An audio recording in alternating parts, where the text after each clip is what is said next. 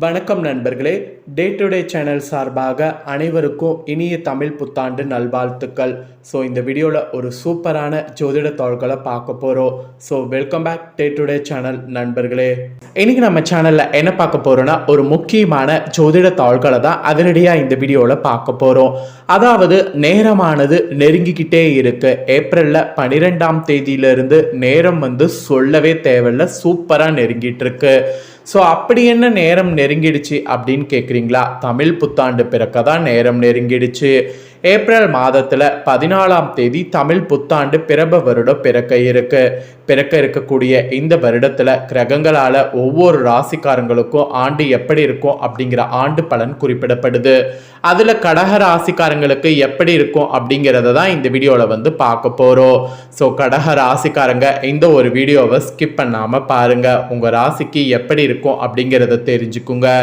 சிவன்மலை ஆண்டவர் உத்தரவு பொருள் எப்படி சமுதாயத்தில் தாக்கங்களை ஏற்படுத்துமோ அது போல தான் கிரகங்களாலையும் ஆண்டுல தாக்கங்கள் ஏற்படும்.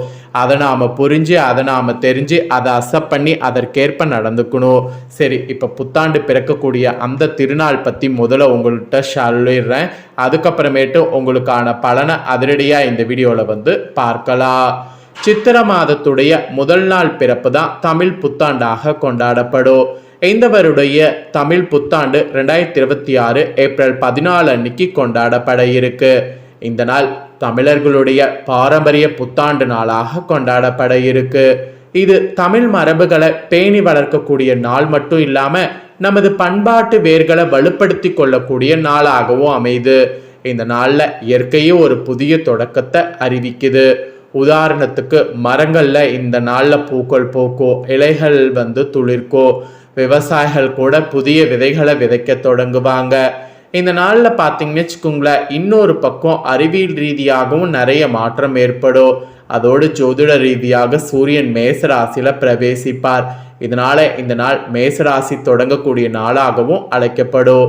இதோடு தமிழ்நாட்டை இந்த நாளை பல விதமாக கொண்டாடப்படும். நாமளும் இந்த வருடம் கொண்டாடலாம். வீடுகளை சுத்தம் செய்கிறது, கோலம் போடுறது, மாயில தோரணம் கட்டுறது, வீட்டு வாசல்ல மஞ்சள் குங்குமம் அரிசி மாவு ஆகியவற்றால் அழகாக ரெடி பண்ணி வரவேற்பு வாசலாக அமைக்கிறது. இந்த மாதிரிலாம் பண்ணலாம். இதோடு புதிய உடைகளை அணிந்து கொள்ளும். குழந்தைகளுக்கும் புதிய உடைகள் வாங்கி தரணும். எல்லாத்துக்கும் மேலே முதியவர்களை வணங்கி ஆசீர்வாதம் பெறணும். அதோடு நெல்லரிசி, பழங்கள், வெல்லம், தேன் ஆகியவற்றை சேர்த்து நெய்வேத்தியம் செய்யணும். அதோடு விசிறி, கண்ணாடி, பூக்கள், பழங்கள், நகைகளை வைத்து கனி ரெடி பண்ணும். இந்த கனியை முதல்ல கடவுளுக்கு சமர்ப்பணிக்க பண்ணும். அப்புறம் குடும்ப உறுப்பினர்கள் எல்லாருமே பார்க்கணும். இந்த நாளில் பாரம்பரிய உணவுகளான மாங்காய் பச்சடி, நீர்மோர், புளிப்பு, இனிப்பு, உப்பு, கசப்பு, காரம், துவர்ப்பு ஆகிய அறுசுவைகள் கலந்த உணவுகளை தயார் பண்ணும். இந்த அறுசுவை உணவுகள் வாழ்க்கையில் வரக்கூடிய ஏற்றிறக்கங்களை அங்கீகரிப்பதாக குறிக்கப்படுது. அதனால் இதை நாம் பண்ணணும். அப்புறம் இந்த நாளில் தமிழ் இலக்கியங்களை படிக்கணும், இல்லைனா புதிய புத்தகங்களை வாங்கணும். மெயினாக இந்த நாளில் கோவிலுக்கு சென்று வழிபாடு செய்யணும், தானம் செய்யணும், ஏழைகளுக்கு உணவு வழங்கணும், உறவினர்கள் நண்பர்களை சந்தித்து புத்தாண்டு வாழ்த்துக்களை பரிமாறணும். இந்த நாளில் எதை முதல்ல பார்க்குறோமோ அதுதான் இந்த ஆண்டு முழுவதும் நமக்கு நன்மை தருங்கிற மாதிரி சொல்லப்படுது. அதனால் காலை எழுததும் தாய் தந்தையரை வணங்கி ஆசீர்வாதம் பெறணும். பின்னர் இறைவனை வழிபாடு செய்யணும். நல்ல விஷயங்களை முதல்ல பார்க்க இந்த நாளில் முயற்சி பண்ணும். இந்த நாளில் புதிய முயற்சிகள் தொடங்குங்க. புதிய வியாபாரம், புதிய வேலை, புதிய வீடு ஆகிய புதிய காரியங்களுக்கு இந்த நாள் சிறந்ததாக கருதப்படுது. அதனால் புது விஷயங்கள் எது வேணாலும் இந்த நாளில் ஸ்டார்ட் பண்ணுங்க. இப்பேற்பட்ட சிறப்பு நாள் தான் இந்த நாள். ஸோ இந்த புத்தாண்டு பிறக்கக்கூடியதையும் இந்த நாளில் பண்ண வேண்டியதையும் பார்த்தோம். இப்போ இந்த ஆண்டுக்கான பலனை பார்க்கலாமா? வாங்க. ஸோ 2026 தமிழ் புத்தாண்டு ராசி பலன் உங்கள் ராசிக்கு இப்போ ஷேர் பண்ணுற தெரிஞ்சுக்குங்க. அன்பான பண்பான கடக ராசியினரு தாயன்பு நிறைந்தவர்களாக இருப்பீங்க. உங்கள் ராசினருக்கு 2026 தமிழ் ஆண்டு விபரீத ராஜயோகத்தை கொடுக்கக்கூடிய ஆண்டாக அமைய போகிறது. கிரக ரீதியாக கெட்டவன் ராகு அஷ்டமஸ்தானத்தில் இருப்பதால் அதிர்ஷ்டம் உங்களை தேடி தானா வரும். தடை தாமதங்கள் விலகக்கூடிய வருடமாக இருக்கோ. மன சங்கடங்கள் மெயினாக அகலோ. ஞாபக சக்தியானது அதிகரிக்கோ. தைரியமும் தெம்பும் குடிப்புகோ. நினைப்பது நினைக்காத நேரத்தில் நடக்கோ. அன்றாட பணிகளில் திறம்பட செயல்பட முடியும். ஏற்றமான பலன்கள் உண்டாகும். ஆத்ம ஞானம் உங்களுக்கு இந்த வருடம் கிடைக்கும். உடலுக்கும் ஆன்மாவுக்கும் புத்துணர்வு தரக்கூடிய நல்ல நிகழ்வுகள் நடக்கும். ஸோ இந்த வருடம் உங்களுக்கு நல்ல நிகழ்வுகள் நடக்கக்கூடிய வருடமாக இருக்க போகுது. அதுக்கப்புறமா உங்கள் ராசிக்கு 6-9 அதிபதியான குரு பகவான் வருட ஆரம்பத்தில் 12ஆம் இடமான விரயஸ்தானத்தில் சஞ்சரிப்பார். அப்புறம் வருடம் பிறந்ததுக்கு பின்னாடி ஜூன் 2, 2026 வரை விரயத்தை கட்டுப்படுத்த வேண்டியதாக இருக்கும். அதன் பிறகு ராசிக்கு வந்து ஜென்ம குருவாக உச்சம் பெறப்போகிறார். அப்போ நீங்கள் திட்டமிட்டு செயல்படுவதன் மூலம் இழப்புகள்ல இருந்து மீள முடியும். அதோடு தொழில் கூட்டாளிகள், வாடிக்கையாளர்கள், நண்பர்கள் இவங்க வகையில் வீண் விரயங்கள் ஏற்படலாம். ஸோ வியாபாரத்தில் கூட பெரிய அளவில் பண முதலீடு செய்ய வேண்டாம். யாருக்குமே பெரிய பணம் கடனாக கொடுக்க வேண்டாம். சிலருக்கெல்லாம் சுப விரயங்கள் மிகுதியாகவே வரும். சிலர் தொழில், உத்தியோகம் அல்லது உயர் கல்விக்காக வெளிநாடு கூட செல்லலாம். பணவரவுகள் தாராளமாக இருந்தாலும் தவிர்க்க முடியாத விரயங்களையும் சந்திக்க நேரும். சேமிப்பு ஒரு பக்கம் கரையோ. கொடுக்கல் வாங்கல்ல பெரிய தொகைகளை ஈடுபடுத்தும் போது கவனம்ங்கிறது தேவை. அதோடு ஜாமீன் பொறுப்பு ஏற்கக்கூடாது. சிலருக்கு திருமணம், வீடு, வாகனம் என சுப செலவுகளும் ஏற்படலாம். வேலை பார்க்கக்கூடிய இடத்துல பிறர் விஷயங்கள்ல தலையிடாமல் இருப்பது நல்லது. பங்கு வர்த்தகர்கள் புத்திசாலித்தனத்தோடு செயல்படுவது அவசியம். விரயமும் இழப்பும் எந்த விதத்தில் வேண்டுமானாலும் இருக்கலாம். அதனால எல்லாத்திலுமே விழிப்புணர்வோடு செயல்பட வேண்டும். ஸோ விழிப்புணர்வோடு செயல்பட்டால் பெரிய பெரிய நஷ்டம் ஏற்படாமல் தப்பிக்கொள்ளலாம். அப்புறம் உங்கள் ராசிக்கு 7-8 அதிபதியான சனி பகவான் 9ஆம் இடமான பாக்கியஸ்தானத்தில் சஞ்சரிப்பார். எதிர்மறை எண்ணங்கள் விலகோ, கவலைகள் அகலோ, உற்சாகமாக ஆரோக்கியமாக இருப்பீங்க.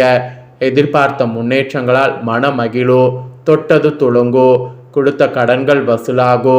சிலர்லாம் புதிய கூட்டு தொழில் துவங்கலா அல்லது பழைய தொழிலை விரிவாக்க செய்யலாம். அதோடு புதிய தொழில் ஒப்பந்தங்கள் கூட கிடைக்கும். பணியில் எதிர்பார்க்கக்கூடிய உயர்வுகள், இடமாற்றம் ஏற்பட வாய்ப்பிருக்கு. புதிய வேலை தேடுபவர்களுக்கு தகுதிக்கேற்ற வேலை கிடைக்கும். கருத்து வேறுபாட்டோடு வாழ்ந்த தம்பதிகளுக்குள் நல்ல புரிதல் உண்டாகும். அதோடு திருமணம், குழந்தை பெறு, வேலை வாய்ப்பு, சொத்து சேர்க்கை போன்றவற்றில் நிலவிய தடைகள் அகலோ. தேவைக்கேற்ற தனவரவால் குடும்பத்தில் பொருளாதார நிலை சிறப்பாக இருக்கும். அழகு, ஆடம்பரம், நவீன பொருட்கள், தங்க, வெள்ளி இந்த மாதிரி நகை சேர்க்கையும் அதிகரிக்கும். அரசியல் பிரமுகர்களுக்கு கூட மிக சாதகமான நேரம். தந்தையின் ஆரோக்கிய சார்ந்த விஷயங்கள்ல மிகுந்த கவனம் தேவை. உற்றார் உறவினர்களிடம் விட்டு கொடுத்து அனுசரித்து செல்லும் போது வீண் மனஸ்தாபங்களை தவிர்க்கலாம். அதனால அந்த மாதிரி செல்ல முயற்சி பண்ணுங்க. அதுக்கப்புறமா கெட்டவன் கெட்டிலும் கெட்டிடும் ராஜயோகம். இந்த பழமொழி எல்லாருமே கேள்விப்பட்டிருப்போம். பொதுவாக அசுப கிரகங்கள் மறைவு ஸ்தானத்திற்கு வருவது நல்லது. அந்த வகையில் அசுப கிரகமான ராகு பகவான் 8வது இடத்திற்கு செல்வதால் சில அதிர்ஷ்டம் சார்ந்த விஷயங்கள் உங்களுக்கு கை கொடுக்கும். ராகுவிற்கு குரு பார்வை இருப்பதால் அதிர்ஷ்டம் பேரதிர்ஷ்டமாக வாய்ப்பு இருக்கு. எல்லா செயல்களையும் எளிதாக சமாளித்து விடுவீங்க. விபரீத ராஜயோகம் உங்களை வழிநடத்த போகிறது. வீடு மனை சம்பந்தப்பட்ட விஷயங்களிலிருந்து வந்த சுணுக்க நிலை மாறும். தொழிலை விரிவுபடுத்த எடுக்கக்கூடிய முயற்சி வெற்றி பெறும். பல வருடங்களாக சொத்துல ஆக்கிரமிப்பு செய்தவர்கள் தாமதமாகவே பார்த்தீங்கன்னு வச்சுக்கோங்களேன் வெளியேறுவார்கள். அதாவது பல வருடமாக சொத்துல ஆக்கிரமிப்பு செய்தவர்கள் தாமாகவே வெளியேறுவார்கள். அடமான நிலங்களை மீட்க தேவையான பண உதவி கிடைக்கும். வீடு மாற்றம், வேலை மாற்றம் அல்லது ஊர் மாற்றம் என நீங்க விரும்பிய மாற்றங்கள் உண்டாகும். பங்கு சந்தை முதலீடுகளால் உபரி வருமானம் உண்டாகும். உடன் பிறந்த சகோதர சகோதரிகள் சுப செலவிற்காக ஒரு தொகை செலவு செய்ய நேரும். அதோடு வேலை பளு இருந்தாலும் எல்லா பணிகளையும் திறம்பட செய்து முடிக்க முடியும். எதிர்பார்த்த அதிகாரமிக்க பதவிகளை பெறுவீங்க. சிலருக்கெல்லாம் பிறருடைய பொறாமை குணத்தால் கண் திருஷ்டி உருவாகலாம். அதனால இந்த காலகட்டத்தில் அரசின் சட்ட திட்டங்களை மதிப்பது நல்லது. இல்லைனா அந்த கண் திருஷ்டி உங்களுக்கு ஆபத்தை ஏற்படுத்தும். ஸோ கடக ராசியில் பிறந்த நேயர்களுக்கு பலன்கள்னு பார்த்தீங்கன்னா இதெல்லாம் தாங்க பலன்களாக கிடைக்கும் என்பது இந்த ஆண்டுக்கு குறிப்பிடப்பட்டிருக்கு. குறிப்பிடப்பட்ட பலனை தெளிவாக இந்த வீடியோவில் உங்களுக்கு ஷேர் பண்ணிட்டேன். ஷேர் பண்ணதை தெரிஞ்சிருப்பீங்க. தெரிஞ்சதுக்கேற்ப நடந்து பயன் பெறுங்க.